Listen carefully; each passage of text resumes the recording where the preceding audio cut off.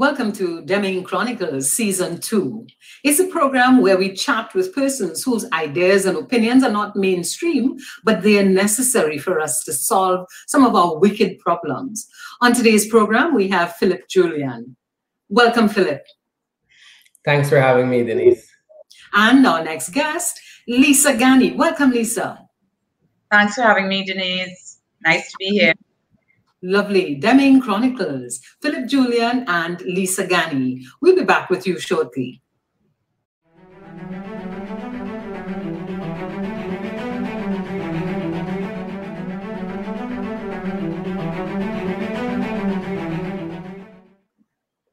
Welcome to Deming Chronicles Season 2, and we chat with Philip Julien. And I want to start the program ball rolling. Philip, what would you like to see Trinidad and Tobago achieve in the next 5 years? I would love to see Trinidad and Tobago achieve a certain mindset of the ability to believe in oneself again. It sounds intangible, but Denise, I truly believe at the heart of a country's ability to grow is its ability to believe in oneself and believe in one's own people. So in 5 years' time, having that type of mindset throughout the citizenry, or at least the younger generation, the next generation, would be something tremendous to see and to bear witness to and to be part of. Yes, and I love the fact that you've said to be part of, because as a young person growing up in this country, the independence movement was what actually motivated and inspired me. And we really need something else to hold on to the hearts and minds of our people. So that independent mindset is extremely important. But what should we be looking at for that kind of mindset change? I mean, that is a tricky one. You know, one could easily say we look at examples around the world of other individuals or countries that have risen to the next level. I firmly believe, though, that we just have to look at home and look at ourselves through a certain lens, a lens of, as they say, glass half full, or lens of positivity, or yes, we can kind of mindset. So I think that's really the place that I would like to see our people begin to start looking at, maybe looking at the same place, but just through a different lens. All right. And because of who you are, when you talk about looking at the same place, but through a different lens, I want to take you to the Point Lisas area, because that is home. And that is somewhere where we achieved tremendous success in the past. What do you see as the future for that area? Well, I see a new chapter of Point Lisas having the opportunity to emerge. You know, we are very much as a global society entering into the energy transition arena, where for the sake of our climate, we need to look at our energy consumption in a different way, in a more sustainable way, and in a way that preserves and protects this very delicate climate that we all share. I see Point Lisas having a tremendous opportunity to play very powerfully in that new era of energy transition, primarily because of the strength of its existing configuration. You know, I've had the privilege of exploring a new frontier of a different creation of hydrogen, which is the backbone or the lifeblood of what Point Lisas operates on, which it happens to get through natural gas, but can also get through other cleaner sources, such as water. So without getting too deep into it just yet, pun intended, I see Point Lisas as a great staging ground to demonstrate to the world what good looks like from an energy transition perspective. Philip, I need some clarification, because when you talk about that hydrogen, I see that the transition will come from dirty fuels, but you're talking about clean energy. Could you just give me some clarity around that? Yeah, absolutely. So fundamentally, let's talk again Point Lisas. So Point Lisas' major production is ammonia and methanol. Let's both of those things are made from hydrogen. ammonia is NH3, so nitrogen from the air and hydrogen from, in current world conditions, natural gas, which is a fossil fuel. And methanol is carbon, hydrogen, and oxygen also from the air. Now, why I say that to answer your question is hydrogen around the world is extracted from natural gas, which is methane CH4.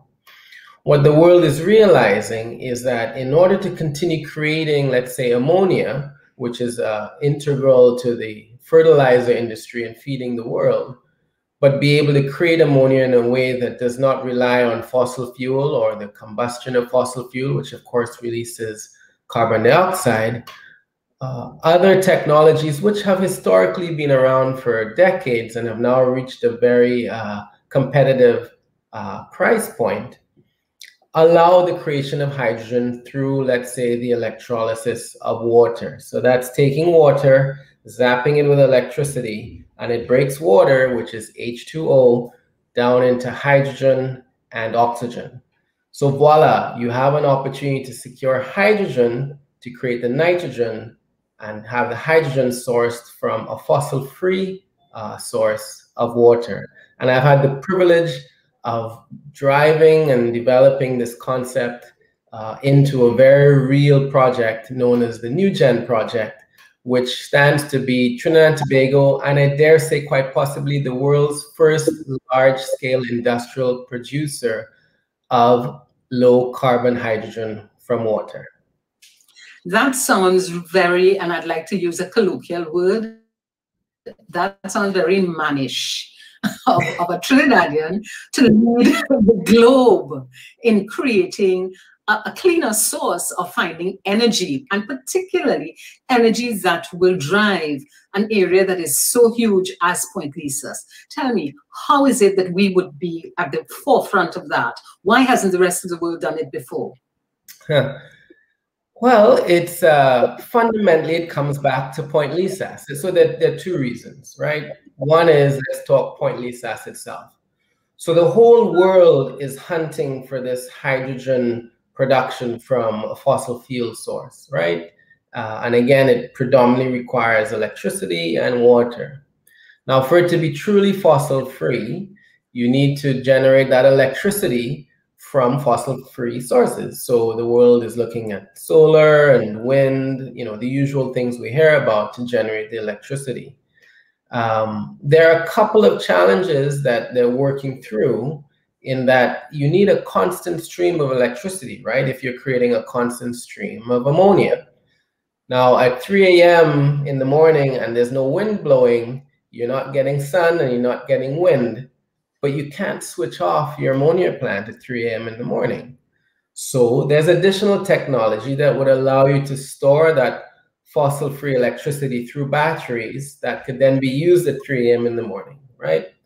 Challenges arise from that, and the technology will eventually catch up with the batteries to make it economically viable. But of course, with batteries, you talk about lithium, which again is not the most environmentally friendly material, but they're working through all of that. Now come to Trinidad. Trinidad has the opportunity of converting an existing waste heat stream from one of our existing power plants into electricity. And that's simply done by attaching a steam turbine that catches that waste heat and spins another turbine, generates electricity. Now, by definition, that's a carbon-free source of electricity, because you didn't have to burn a single extra molecule of natural gas or fossil fuel to generate that additional electricity. Now, Trinidad and Tobago is, I would say, uniquely poised to do that, because the country already has enough electricity supply. And we have, from a couple of existing power plants, the opportunity to tack on that additional steam turbine to take use of the waste heat coming off its existing consumption.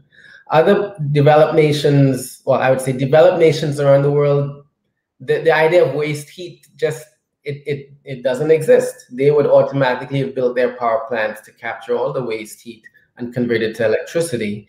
Trinidad and Tobago, and I dare say other developing nations, poorer nations like Indonesia and the Philippines, have this waste heat coming off, but no economic or business case that would justify the investment of a steam turbine, because who would buy that extra electricity if you already have enough? Enter NewGen. That kind of electricity, Denise, is extremely valuable to us because it has a zero carbon footprint. And we can use that to electrolyze the water and create hydrogen to feed, and this is the second reason why Trinidad is so uniquely poised, to feed a hungry, existing, captive hydrogen market. It said, look, as much hydrogen as you can give me, I'll buy, because I need to make more ammonia, or I need to make more methanol. As a country, I've been starved of natural gas, as we all know, for the past 10 plus years. And here we have an alternate source, an alternate feedstock of hydrogen. That bonus is also carbon free. Yeah, bring it on. The world is still trying to figure out, they don't have the captive markets, they don't have it close to the hydrogen production, they don't have the water close to the electrolyzer. There's a variety of things they're working on and they're throwing a bunch of money at. Meanwhile, here in our backyard at Point Lisas, we have it all. Yeah, yeah. So is it that the hydrogen will be the supplemental power or will replace the current natural gas in the Point Lisas environment? I view it more as an incremental source, or an additional source of feedstock. Yeah. So the natural gas currently, you know, there's not enough natural gas being provided to Point Lisas. So the hydrogen that NewGen would generate is an add-on. It's an incremental amount of hydrogen to help fill the ammonia, or in this case, fill the ammonia plant back to its maximum capacity, hopefully, because it's been struggling. The state has been struggling at operating lower than what's known as their nameplate capacity.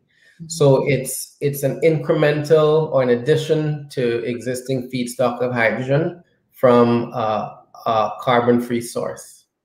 So if I take your glass full analogy, this is the second time that Trinidad has found a waste product and made it into something that's competitive and something that is forward-thinking. What are your comments on that? Yeah, you hit it on the head, Denise. I mean, there's something remarkable about the people of Trinidad and Tobago and the circumstances we find ourselves, where we do indeed see history repeating itself. I mean, you've clearly done your homework, right? Because Point Lisas arose out of the capture of what was considered an annoying gas that the oil sector would stumble across when it was drilling holes to get oil. And this annoying nuisance gas would be getting in the way, and they would just light it and flare it off. And then within Trinidad and Tobago, heralded by Eric Williams and my father, Dr. Ken Julien, and other like-minded pairs, put their heads together and said, you know what? Let's take that nuisance gas, that flared gas, and see if we can do something productive with it. And the answer was Point Lisas, where you take gas and you convert it to ammonia, you convert it to methanol. The country runs on natural gas, which historically is the cleanest fossil fuel, something that we should be proud of. And now here we are once again looking at another annoying waste product, this time coming off an existing power plant that is going to be converted to create a fossil-free source of hydrogen to keep Point Lisas going. Let's just say the irony on a couple fronts is not lost on me, but there's something very telling there about our people and our ability to do this.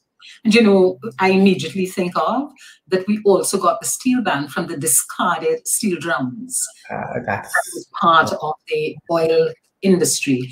So as we wrap this interview, Philip, tell us, what is the timeline on the implementation and the delivery of hydrogen? For the NewGen project, we are going gung-ho to be the first on the planet, as I mentioned before. And there is a needle that we're threading that if all the stars align, we could be seeing our first molecule of clean hydrogen production by Christmas 2023, with full ramp-up production by the first half of 2024. So that's the aspiration. That's the goal. You know, people might look back on this recording a few years from now and say Philip was completely out to lunch. But that's what it takes, Denise. We have to start with the mindset that we can do this. We will do it, and we'll show the rest of the world how it's done and done well. And on that note, thank you very much, Philip. And we need to remember some of what you've said, that we have within us that capacity. We've demonstrated to the world when we used the flared gas and converted that into natural gas. We're now doing it with a hydrogen stream. And I want to plug for an unintended consequence was our steel band. So by 2024, Trinidad and Tobago should be in a better place. Well said. Chronicles. Thank you very much, Philip. We'll be back with you shortly.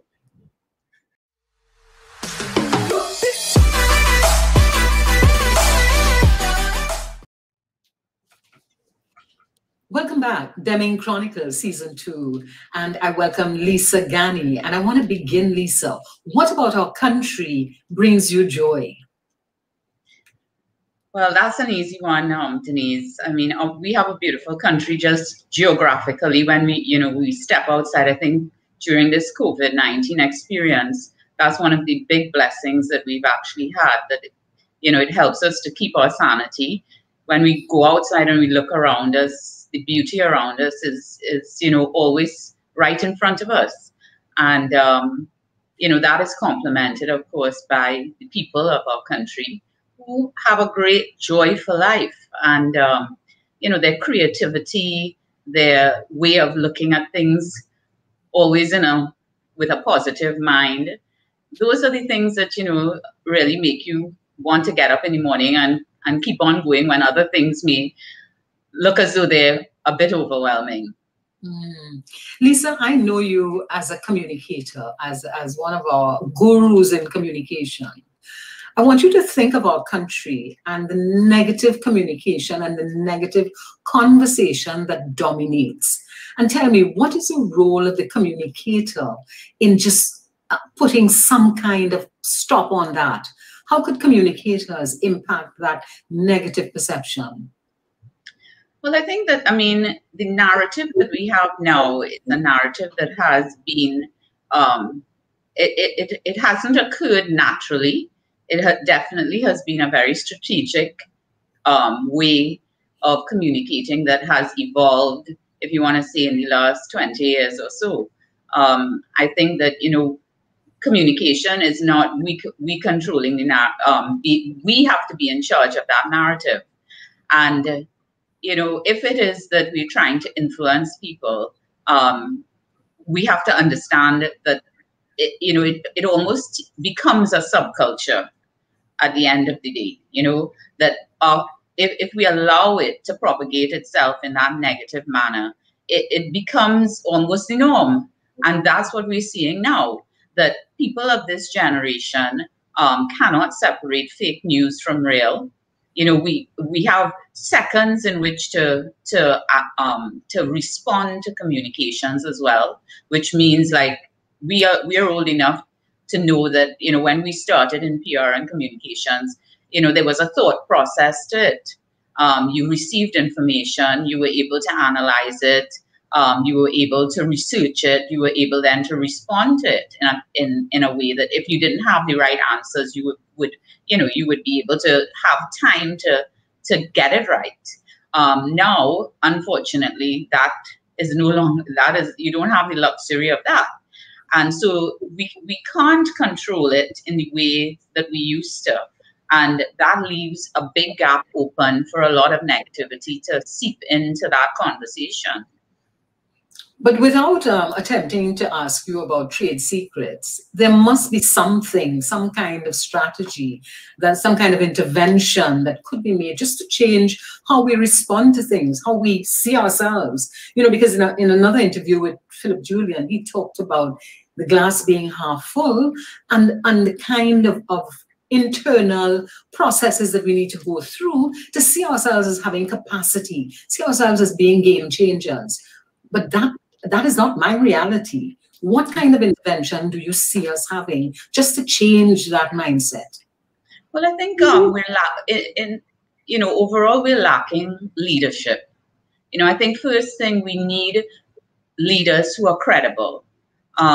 People still engage with people when it's relationship building, so that there are still people in our community who can engender that trust. It may not be the leaders that we are, the official leaders that we have, but there are still people within your communities, whether it's your family, your church community, that engender that trust within their peers and their the people that they are in touch with.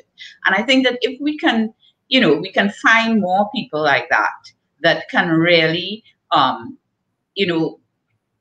create that excitement with these young people, that they've lost, what they have lost is the hope. It's a very sort of overwhelming topic, because we've gotten so far into it that you almost feel that you can't get out of it. But again, I think, we have to think about it. We have to think up what is the right strategy. And then we have to become also personally responsible for what we say and what we do. Each one of us is a communicator, and somebody is looking at us, no matter what position we hold. So I would say personally, when I go out there, whether it is to interact with young people, whether it is to do my job, whether it is to just go to the supermarket and engage with people who are there shopping, or the cashier or whoever, I have a responsibility to communicate in a way that is respectful, is orderly, is engaging. And that, to me, is what we're lacking. We're really lacking that consistency of messaging, and walking the talk as well. Yeah. And, when I think of young people, a lot of my contemporaries say, I will not correct a young person because I am afraid. I'm afraid that they will abuse me. I'm afraid that their parent will come and do whatever. How can we change that fear that seems to dominate a lot of what we do? I think we have to go back to family values. We've lost family values. We have generations now who are parents who didn't have parents. And so therefore, the actions of those who are, say, in the school system now, they have not had what we had. Many of them, and this is a very general statement, because of course there are people within our communities and our societies who are fighting to bring up their children with values and trying to provide that home environment that is supportive. But many things have changed. Single parents, trying to multitask and to go to work and to come home and to do all the things that they are required to do, but at the same time not having, support of the extended family as well to bridge that gap. So, I think, again, as a society, we need to support one another more. And I would never give up on kids, because I think when I go into the classroom, even now, there's so much enthusiasm and longing for information. But you can create that in a classroom, but if you send them back out into an environment that does not support that, then you have them reacting. So, again, we come back to consistency, as adults, what are we being consistent, and are we providing that leadership and mentorship that we really need to the younger people in the society? I just want to switch the conversation a little bit and bring you to the issue of social media and the impact that social media has on our behavior and our culture. What is your view of that? Do you see that as enabling in any way? I think like everything else is a positive and a negative to it. Technology, we have seen technology during COVID-19 come to the rescue, if you want to put it that way. Things that we knew existed, that we were in our comfort zone and we didn't really use, we are now using as the norm. And I think going into the future, we're probably going to continue to be in a sort of parallel universe where we will re-engage with the face-to-face, but we definitely will keep on using the technology, because this also helps us, you know, to cut down costs. It helps us to reach a lot more people. We can do this podcast and be global without having to pay to fly in a speaker or expenses related to that. So I think we will definitely continue to use it in those positive ways. But at the end of the day, I mean, the negativity, as you said, is the fact that, you know, you can use social media to propagate a lot of fake news, false ideas, you know, all sorts of different things. And when it comes to young people, it comes back again to the home. You know, where are the controls? You know, there are things that you can do to control access to material on social media, even in the workplace. Why should people be allowed while they're at work to be surfing the internet on sites that are not appropriate to the workplace, and spending what should be productive work time on social media doing things that are not part of their job description? So, you know, controls will help us in that way. And, you know, we have to always be thinking of the different strategies to engage persons, because I think sometimes too, you know, it's that lack of engagement that causes people to have all this time to do things that they should probably not be doing. Yes.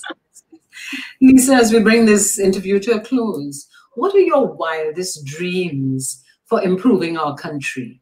What are the out-of-the-box kinds of things you would love to see to improve our country? Some of them are not that out of the box. I think that we're getting old enough now to see that sometimes we're spinning around in circles, and that we really should go back to doing some of the things that we used to do that had good results, you know. I think we have to understand that the basic human needs of people over time have not changed. You know, people want companionship, they want love, they want to be appreciated, they want to be respected, they want to have a home, and they want to you know, a place that they feel safe and secure. They want a society where they feel safe and secure. So that we, you know, that if any legacy, that's the legacy that we should be trying to create as we move on in this journey of life. And again, I'm big you know, I'm big on family, and I think that, you know, we really need to go back to those simple family values, and, you know, try to make sure that, you know, when we nurture those children, that we nurture them in a way that they have a foundation that can help them to go through life. Because if they don't, that's why they're crashing. You know, that's why when they're disillusioned, that's why they can't cope with the things that will happen to them. It's a given good things will happen to us, but it's a given that not so good things are going to happen too. And we have to cope. So I'd like to see us really take personal responsibility as citizens, as, you know, parents, as educators, whatever it is. Let us take that personal responsibility for things, instead of always thinking, well, the government needs to do it, or the company needs to do it, or whatever, and try to see how that can embrace others as we go forward. Thank you very much, Lisa. You're very welcome. And as we bring this edition of Deming Chronicles to a close, let's reflect on some of the thoughts that we've heard, some of the ideas that have been shared. Philip Julien talked to us about a future that by 2024, we will transition to a cleaner supply of fuel. I certainly look forward to that, because as an island economy, clean fuel is important to us. And Lisa Ghany, all the hope on family values, and can we go back, or can we redefine a family in a way that is enabling and nurturing? Deming Chronicles, thank you very much for being with us. Like and share this edition. Until next time, be safe.